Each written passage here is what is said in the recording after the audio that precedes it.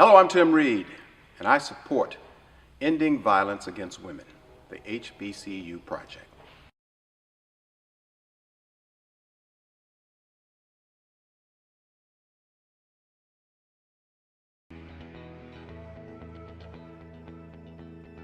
My childhood had a lot to do with how I responded to to women and my approach to women, because I come from an era of strong black women. I mean, they were the backbone of the black community, and the women that I was moved around a lot. I didn't have a sort of Ozzie and Harriet upbringing, and so I lived with my grandmother, my aunts, and a lot of people, and most of these women were very strong. I mean, you know, the spankings I got. Matter of fact, the worst whipping I ever got in my life wasn't from a man, it was from a woman who, my grandmother, who I had done, of course, violated some rules, and she wore me out. I never forget the whipping.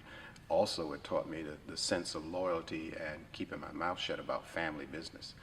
This is not the code of the street, this is the code of the family. It has nothing to do with snitching, it has to do with the loyalty to the family, and I learned that from a whipping I will never forget. So my response to women has always been respect, because I know a lot of strong women, and also that allowed me not to be fearful, because I understood their power and still understand the power of women. I'd like to see more of it. But the women around me when I grew up were women of character. They were accomplishing things. They were focused on surviving. They were focused on seeing that I survived, and as much as the people in their community survived. So I have a very, unlike today, you know, we live in a different era. The disrespect for women is something that I never thought I'd live to see. Well, I'm very concerned about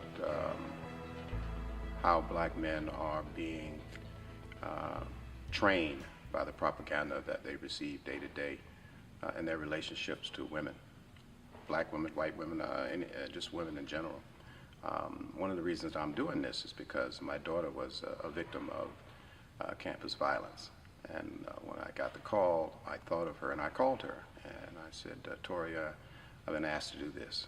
What do you think? And she said, yeah, Dad, if you feel strong enough about it, definitely. And so it hit home. It hits home with me.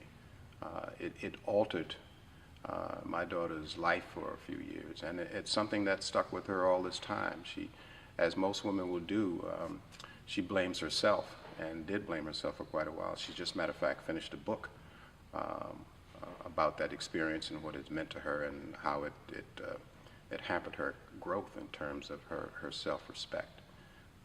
She's gotten over it now, but it's been a long-term battle inwardly for her. And so I know what that kind of violence can do.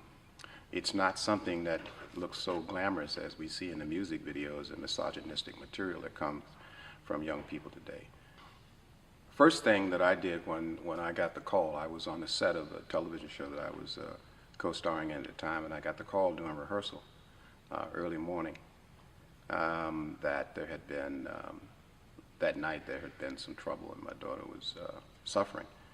So, I mean, I literally just walked out of the studio, got out of the plane, and in 6 hours I was with her. And the only thing I can say is that the family commitment of support is very important.